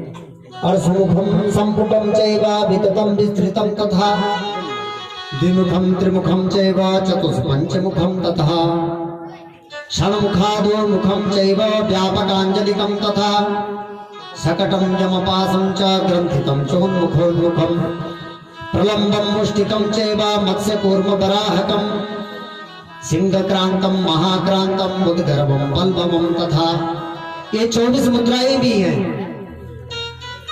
ये संध्या के समय में ब्राह्मण लोग इन मुद्राओं को करते हैं, और तब माँ भगवती का जप प्रारंभ होता है। 24 मुद्राएं पहले की हैं, और जप के बाद की 8 भी मुद्राएं और हैं। बोलो राधे राधे। 24 तत्व हैं, 24 मुद्राएं, 24 ऋषि, 24 देवता, सबका विधिवत वर्णन किया है। इसके बाद जन्मेजय ने भस्म धारण की विधि को पूछा कि भस्म लगाने की विधि क्या है और भस्म बनता कैसे है। तो बोला जन्मेजय, भस्म हमेशा गाय के गोबर का ही बनाना चाहिए। इसमें गाय के गोबर को जमीन में पड़ने से पहले, ध्यान से सुनो, भस्म कैसे बनता है, जिसका हम त्रिपुंड लगाते हैं, और त्रिपुंड की भी महिमा है। बोला गाय के गोबर को धरा पर पड़ने से पहले ही किसी पात्र में ले लिया जाए, और फिर उसे धूप में सुखा करके और अग्निकुंड में उसे जलाकर पात्र में ले लें उसकी राख को। पौष्टिक भस्म वह कहलाती है जो बिना मंत्र के राख तो बना ली, भस्म बना ली, लेकिन उसमें मंत्र से अभिमंत्रित नहीं किया। यह पौष्टिक भस्म है। और बोला जिसको मंत्रों से अभिमंत्रित कर दिया जाता है उसे कहते हैं कामद भस्म। किसी हम भूत प्रेत इत्यादि कोई बाधा होती है तो उसमें भी लगाने से ये सारी बाधाएं दूर हो जाती हैं। बोला जन्मेजय ब्राह्मण को श्वेत रंग की गाय का गोबर लेना चाहिए भस्म बनाने के लिए। क्षत्रिय को रक्त वर्णा गौ इसका गोबर, वैश्य के लिए पीत वर्णा पीले रंग की गाय इसका गोमय लेना चाहिए। और शूद्र के लिए बोला कृष्ण वर्णा गौ काले रंग की गाय का गोमय लेकर के तब उसका भस्म बनाए, उसे अपने माथे पर धारण करना चाहिए। बोलो राधे राधे। समय ज्यादा नहीं है इसलिए सूक्ष्म सूक्ष्म में आपको बता रहा हूं। बोला भस्म से भस्म धारण करने से क्या प्राप्ति होती है, तो इन्होंने उदाहरण दिया। बोला एक बार भस्म का त्रिपुंड लगा करके दुर्वासा मुनि यमराज के पास में पहुंचे और कुंभी पाक नाम का एक नरक है, जिस नरक में पापी व्यक्ति अनेक वेदनाओं को भोगता है। वहां रोते चिल्लाते उन सबको देखा, दुर्वासा ने सुना तो यमराज से कहने लगे ये कौन है, ये सब कौन है जो रो रहे हैं। तो यम ने कहा चलो तुम्हें दिखाता हूं। अपने साथ में दुर्वासा जी को लेकर के चले गए और उस कुंड में, उस कुंभी पाक के कुंड में जो यातनाएं इन्हें मिल रही थी, इस कुंड में झांक करके दुर्वासा ने देखा माथे पर लगा था त्रिपुंड। तो बोला उस त्रिपुंड की ऐसी महिमा थी, मां भगवती के देवी पुराण में इस त्रिपुंड की महिमा ये कथा यही की है और शंकर भगवान के शिव पुराण में भी ये कथा मिलती है। बोलो राधे राधे। तो बोला जैसे ही दुर्वासा मुनि ने उस कुंड की तरफ झांक करके देखा तो सभी चार हाथ वाले हो गए और दिव्य स्वरूप उनको प्राप्त हो गया। किसी के हाथ में मृदंग है, किसी के हाथ में वीणा, किसी के हाथ में बंसी, और ऐसे नृत्य गान करते हुए सभी प्रफुल्लित हो पड़े। सभी देवता आश्चर्यचकित हो गए। बोला ये आश्चर्यजनक घटना हुई कैसे। तो यमराज भगवान विष्णु के पास में गए। अब भस्म की महिमा कोई जानता नहीं था, तो भगवान विष्णु ने कहा कि जो दुर्वासा मुनि ने अपने मस्तक पर ये त्रिपुंड धारण कर रखा है, ये उसी की महिमा है। बोलो दुर्गे मैया की। इसलिए चाहिए कि भस्म नित्य लगाना चाहिए, अपने माथे पर होना ही चाहिए, और ब्राह्मणों के तो विशेषकर। अब कई ब्राह्मण ऐसा कर देते हैं कि पीला टीका, पीला चंदन या लाल चंदन में ही भस्म को मिश्रित कर लेते हैं। अब जैसे हम लोग भस्म लगाते हैं तो हम जैसे ये पीला चंदन लगाया हुआ है, इसी में इसका मिश्रण घोल बना करके और कुछ कण उसके भी आ जाते हैं और तब उसको धारण करते हैं, पर करना चाहिए। जब दोपहर से पहले कभी भस्म को लगाओ, बोला बिना जल के लगाना चाहिए। दोपहर के बाद भस्म को जल सहित लगाना चाहिए। कई प्रकार के नियम बताए। बोला थोड़ी सी रुद्राक्ष की महिमा भी कह दो। तो रुद्राक्ष की महिमा को बताते हुए कहते हैं कि जन्मेजय 1 से लेकर के 14 मुखी रुद्राक्ष होते हैं और इनमें अलग अलग देवताओं का वास होता है। रुद्राक्ष को धारण कहाँ कहाँ किया जाता है इसके बारे में बताते हुए कहते हैं कि हम रुद्राक्ष को शिखा में भी धारण कर सकते हैं, अपने यज्ञोपवीत में भी धारण कर सकते हैं, बाजुओं में, हाथ में, कंठ में, माला रूप में भी इसे धारण कर सकते हैं। इस प्रकार से बहुत सारी विधियां बताई। बोला इनमें जो 1 मुखी रुद्राक्ष और चतुर्दश मुखी रुद्राक्ष है, 14 मुखी, इनमें साक्षात शंकर भगवान का वास होता है। बोलो शंकर भगवान की।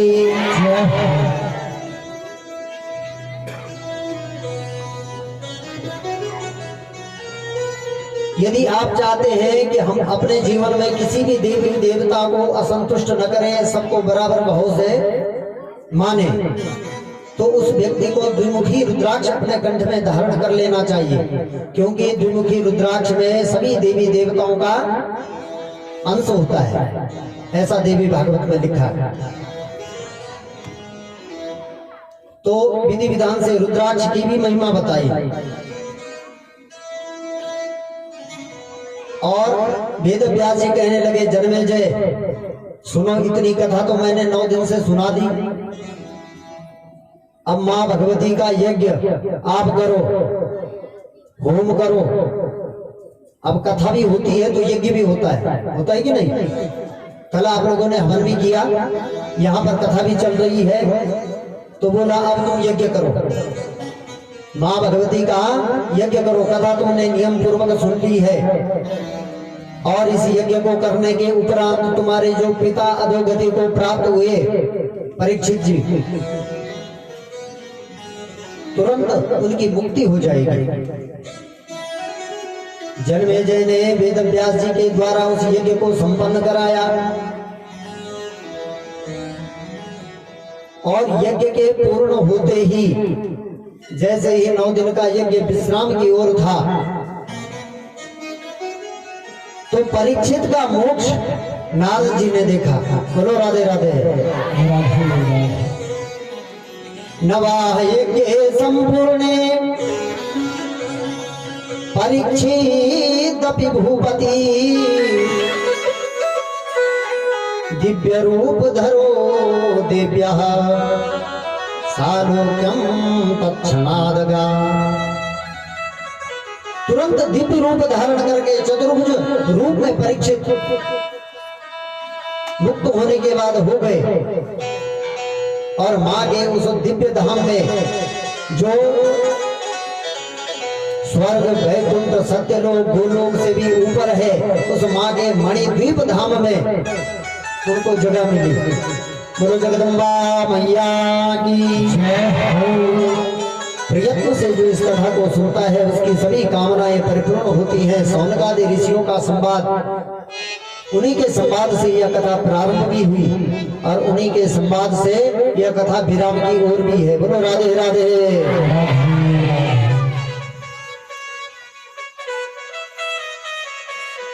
तो आइए,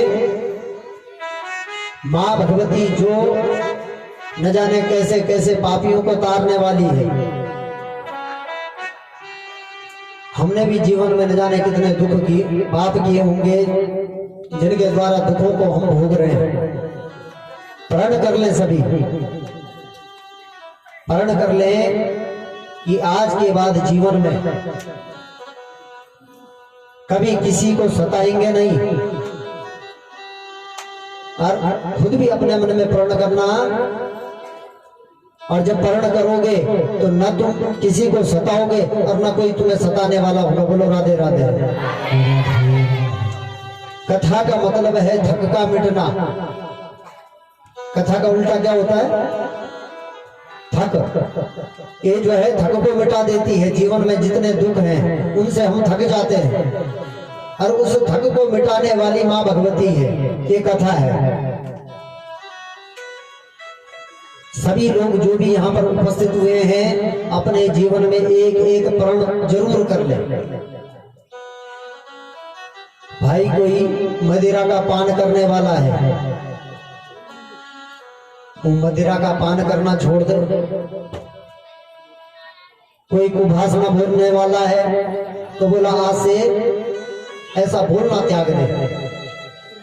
कहने का तात्पर्य यह है कि जो अपने अवगुण है वैसे व्यक्ति को अपने अवगुण देखते नहीं है। बोलो राधे राधे। देखते तो दूसरे के ही हैं। किसी को भी पूछो, बोला मैंने क्या किया, अरे लड़ाई हुई तो उसी ने किया, ऐसा ही होता है ना। पर अपने अवगुणों को कोई देखता नहीं। पर विचार करना, अकेले में अपने अवगुण यदि दिखे तो एक अवगुण अवश्य त्याग देना। यदि ऐसा नहीं किया तो ये कथा सुनना भी व्यर्थ है। और यदि आपने इस कथा के अनुसरण करते हुए मेरी बात का मनन किया एक छोटी सी भी चीज त्याग करके देखो अपने जीवन से, काम का, क्रोध का, मोह का, लोभ का, ईर्ष्या का, द्वेष का, छल का, कपट का,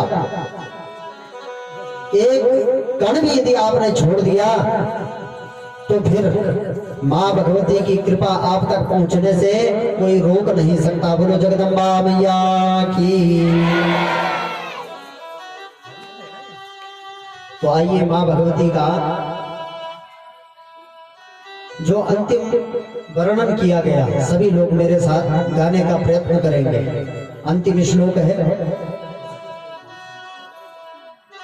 ओम सर्व चैतन्य रूपां तां, ओम सर्व चैतन्य रूपां तां, गायत्री प्रतिपादितां, गायत्री प्रतिपादितां, नमामि ह्रीं ऐं देवीं, नमामि तां ह्रीं देवीं, धियो यो नः प्रचोदयात्, धियो यो नः प्रचोदयात्। ओम सच्चिदानंद रूपां तां, ओम सच्चिदानंद रूपां तां, गायत्री प्रतिपादितां, गायत्री प्रतिपादितां, नमामि ह्रीं ऐं देवीं, नमामि ह्रीं ऐं देवीं, धियो यो नः प्रचोदयात्, धियो यो नः प्रचोदयात्। ओम सच्चिदानंद रूपां तां, ओम सच्चिदानंद रूपां तां, गायत्री प्रतिपादितां, गायत्री प्रतिपादितां, नमामि ह्रीं ऐं देवीं, नमामि मां ह्रीं देवीं, धियो यो नः प्रचोदयात्। धियो यो नः प्रचोदयात्। जो सच्चिदानंद स्वरूपिणी है, गायत्री प्रतिपादिता, सतचित आनंद स्वरूपा है, और गायत्री माँ भगवती साक्षात जहाँ पर विराजमान है, ह्रीमयी मूर्ति जो हम सबके भीतर विराजमान है, वह देवी बोला धियो यो नः प्रचोदयात्। धी कहते हैं इस बुद्धि को। वह देवी हमारी बुद्धि में आकर के इसमें अपना ज्ञान रूपी प्रकाश भर दे और अज्ञान रूपी अंधकार आज से ही मिटा दे। श्लोक कहता है, बोलो राधे राधे। यहाँ पर आज 9वां दिन है पर पता नहीं चला। मैं कल भी इस बात को कह रहा हूं पर रोज ही कहने का मेरा मन होता है। देखो 9 दिन का 7 दिन की भागवत होती है, बहुत बड़ा यज्ञ लगता है, लेकिन यहाँ तो 9 दिन का है, पर 9 दिन का बिल्कुल भी पता नहीं चला। आप लोगों के सहयोग से और ऐसे प्रिय श्रोता जो बैठ करके कान रूपी दोनों को फैला करके बैठे हैं बिल्कुल कथा को सुनने के लिए, तो गदगद हृदय हो गया आप लोगों को देख करके। बड़े आनंद की बात है। आप जैसे श्रोता यदि हर जगह हो तो बोला फिर धरा पर मुक्ति धरा पर ही है, फिर ऊपर कहीं नहीं है। बोलो राधे राधे। आनंद का विषय है। माँ भगवती से प्रार्थना भी यही रहेगी कि नित्य आप लोगों पर अपनी कृपा दृष्टि बनाए रखे। आपके घर के दुख क्लेश माँ भगवती दूर करे। जो व्यक्ति जिस दुख से भी पीड़ित है माँ भगवती उसके दुख को दूर करे। व्यासपीठ से माँ भगवती से यही प्रार्थना मैं यहाँ करता हूँ कि आपका जीवन मंगलमय हो। आगे आने वाला समय, आज के बाद का समय, कुछ ना कुछ सुधार आपके जीवन में आए और माँ भगवती बुद्धि को प्रखर करे, विद्या को प्रखर करे। इसी कामना के साथ अपनी वाणी को मैं विराम देता हूं। पर यहाँ पर बैठे हुए जिन्होंने भी इस यज्ञ का सहयोग दिया है, सहयोग में सभी लोग शामिल हैं, वो कथा सुनने वाले हों या व्यवस्था करने वाले हों, सभी का बड़ा योगदान रहा है यहाँ। यहाँ पर हमारे साथ में विप्र मंडली का पहले मैं परिचय करा दूं आपका। सबसे आगे और सबसे ज्यादा काम करते हुए, अभी तक काम को करते हुए देखो, अभी भी लगे इधर और उधर। मैं पहले भी कह रहा था, बोलो राधे राधे। ये जहां पर जाते पंडित बन करके काम नहीं करते, ये अपना घर समझ करके कार्य को करते हैं। ऐसे आचार्य त्रिलोकमणि जोशी जी हमारे बीच में हैं और बहुत बधाई के पात्र हैं, जिन्होंने बताओ तालियां भी बजाई। ये चलो इस बात की तो खुशी है कि बिना बोले बजाई, पर इतनी कंजूसी एक बार फिर से बोलो राधे राधे। तो ये घर समझ करके इन्होंने अपना यहाँ पर योगदान दिया है। यह भी इनका एक परिकर है, ऐसा अपने मन में विचार करके इन्होंने साथ दिया इस यज्ञ में। हमारे दूसरे आचार्य परवर आचार्य मुकेश सुनियाल जी, ये दोनों एक रुद्र स्तंभ पर चिपके हैं और एक विष्णु के स्तंभ पर चिपके हैं, और दोनों भगवान इनको दोनों भगवान जो है इनको अपने अपने शक्ति दे रहे हैं। और हाँ, ये यज्ञ कैसे हो रहा है या तो मैं ही जानता हूँ या ये दोनों जानते हैं। बोलो राधे राधे है। इनका भी बड़ा योगदान है। इन्होंने भाई पहले ये यहाँ के पुरोहित हैं, और पुरोहित दोनों होता है जो हित करने वाला था। पुरोहित वही तो है जो दूसरों का हित करे। अब हित की कामना मन में नहीं है तो बोला वो पुरोहित कैसा? आपके मन में डालने वाले इस बीज को, इस अंकुर को, यही आचार्य जी हैं। इनका तालियों से जोरदार स्वागत। अपनी मधुर वाणी से आप लोगों को सुबह देखते होंगे कितनी अच्छी पूजा कर रहे हैं। और अब ये मत बोलना कि मेरे छोटे भाई हैं इसलिए मैं इनकी तारीफ कर रहा हूं, ऐसा नहीं है। ये भी अच्छे विद्वान हैं और अच्छी पूजा करते हैं। और हकीकत में मैं कहूं तो मेरे सामने इन्होंने पहली बार ऐसे दिव्य आयोजन में यह भाग लिया, पर जब मैंने इनकी पूजा देखी तो मैं सब भूल गया मेरे भाई हैं कि कौन है। अब मुझे खुद ही पता नहीं चल रहा कि हाँ यही पूजा कर रहे हैं कि कौन है। तो बधाई के पात्र हैं आचार्य धर्मराज मुनियाल जी। इनके साथ में ब्रह्मा जी का काम करने वाले और परम शील गुणी, इनके अंदर शांत भाव है, व्यास हैं। व्यास जी हैं, कथा भी करते हैं, कथा प्रवक्ता हैं, लेकिन इनके अंदर एक भी झलक क्रोध की और अहंकार की नहीं देखी गई। व्यास लोग होते हैं ना, व्यास लोग जैसे होते हैं कि कहाँ हम कथा करने वाले और हमसे ये पुरखे और पत्तल उठा रहे हो, लेकिन ऐसी कोई भी भावना इनके अंदर नहीं थी। और इनका स्वभाव हमने देखा बहुत ही अच्छा था। ऐसे सूरज कोठारी जी, इनके लिए भी तालियां। अब इनकी तो मैं ज्यादा बड़ाई करूंगा नहीं, बहुत यज्ञों में हमारे साथ में रहे हैं। ये डोभाल जी हैं, संदीप डोभाल इनका नाम है, और बहुत विद्वान हैं, पूजा भी करते हैं। और इनके मुखार बिंद से अब आप लोग देखो बीच बीच में उठ उठ करके आप लोगों को हंसाना, और ये सारी मोहनी विद्या इन्हीं के पास में यहाँ की। बोलो राधे राधे। ये जो है मोहने मन को, मन मत रहेंगे, ये मन को मोहने वाले हैं। तो इनका भी आप लोगों ने देखा कि कैसा ये हमारा भी साथ दे रहे हैं। बोलो राधे राधे। ताकि आप जोर से एक बार इनके लिए। हमारे लिए भोजन की व्यवस्था करने वाले सुरेंद्र नौटियाल जी, जिन्होंने पहले दिन से और अब तक गरम गरम रोटियां खिला रहे हैं। बोलो राधे राधे। बहुत ज्यादा बधाई के पात्र हैं। देखो जीवन में खाना और सोना अगर चैन का मिल गया ना तो इससे बड़ा कुछ है भी नहीं।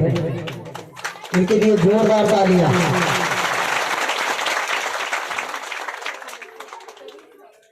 ये व्यवस्था सर पर छत है,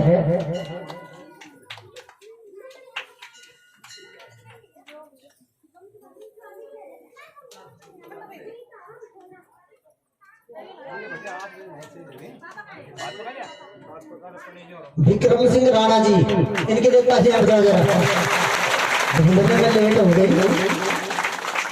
और देखो कितनी अच्छी व्यवस्था, हम आप लोग धूप में न रह करके इस छांव में रह रहे हैं। और ये कल्प तरु इन्हीं का लगाया हुआ, ये कल्प वृक्ष है, इसकी छाया में हम 9 दिन पूर्व से हैं, तो इन्हीं की छाया है। बोलो राधे राधे। और मुख्य हमारे साउंड वाले भैया बलदेव कारगी जी, पहले दिन के लिए भी तालियां। ऐसी व्यवस्थाएं भी बहुत जगह देखी, पर यहाँ पर अब लाइट चली जाए ये बातें और हैं, पर यहाँ से कोई भी इनके द्वारा व्यवस्था नहीं हुई। अच्छे से अपने काम को करने वाले एकाग्रचित्त बैठ करके वहां पर कथा भी सुन रहे हैं। बोलो राधे राधे। तो बहुत ज्यादा बधाई के पात्र हैं। इनका भी सभी लोगों का दिल से मैं माँ भगवती से प्रार्थना करता हूँ सबकी कामनाएं पूर्ण करे, जिन्होंने भी यहाँ पर सहयोग अपना अपना दिया है। तो एक बार मैं विप्र मंडली से पहले आशीर्वाद लेने के लिए व्यासपीठ से कहूंगा, एक एक करके आएंगे, माँ भगवती का आशीर्वाद लेंगे। और उसके बाद औरों का भी मैं यहाँ पर परिचय आप लोगों को दूंगा। कुछ समय, ज्यादा समय नहीं लूंगा, क्योंकि समय ज्यादा हो जाएगा, फिर कई लोग जो दूर दूर के हैं तो उनको जाने में दिक्कत हो जाएगी, कठिनाई हो जाएगी, इसलिए।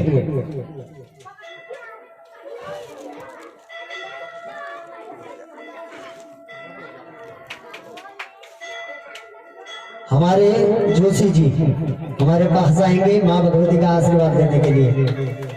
तालियां इनके लिए।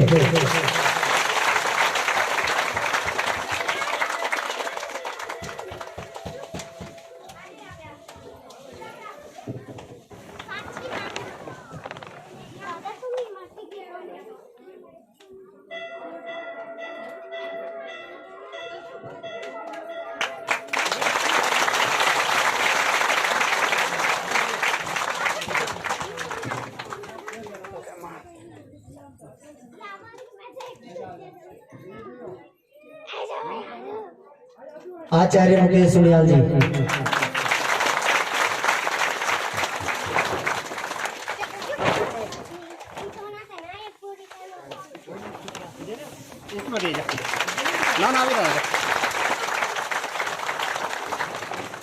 आचार्य धर्मराज सुनियाल जी,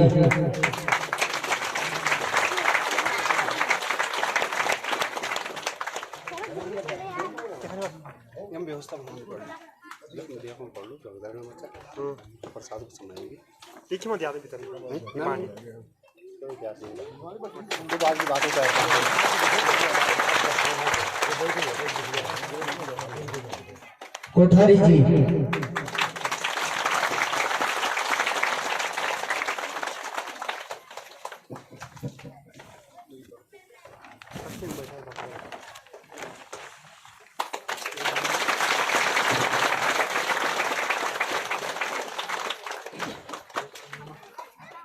हमारे डोभाल जी,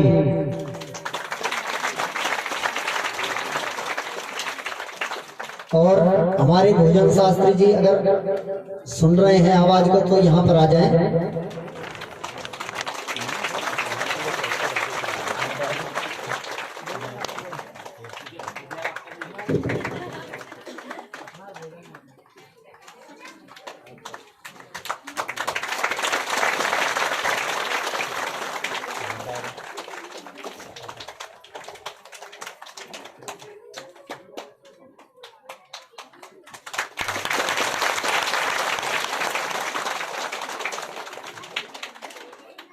अच्छा, यहाँ पर हमारे साउंड वाले भैया भी आएंगे। अब ये बाहर के हैं, बाकी सब घर के हैं, और इनका भी सम्मान यहाँ से, और माँ भगवती की कृपा आशीर्वाद इन पर नित्य ऐसी बनी रहे। और ऐसी आवाज जैसे मेरी मधुर मधुर आप सुन रहे हैं ना, वो सब इन्हीं के कारण है। तो ऐसे लोग हर जगह पहुंचे।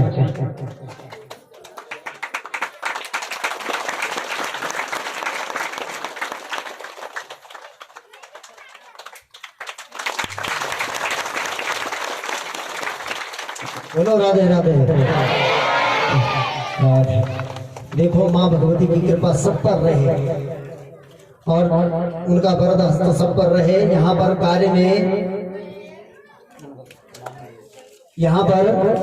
कार्य में जिन्होंने भी सहयोग दिया वे सभी बधाई के पात्र हैं। और सबसे मुख्य उनका यहाँ पर, अच्छा यहाँ बैठे हैं, कल यहाँ बैठे थे, बोलो राधे राधे।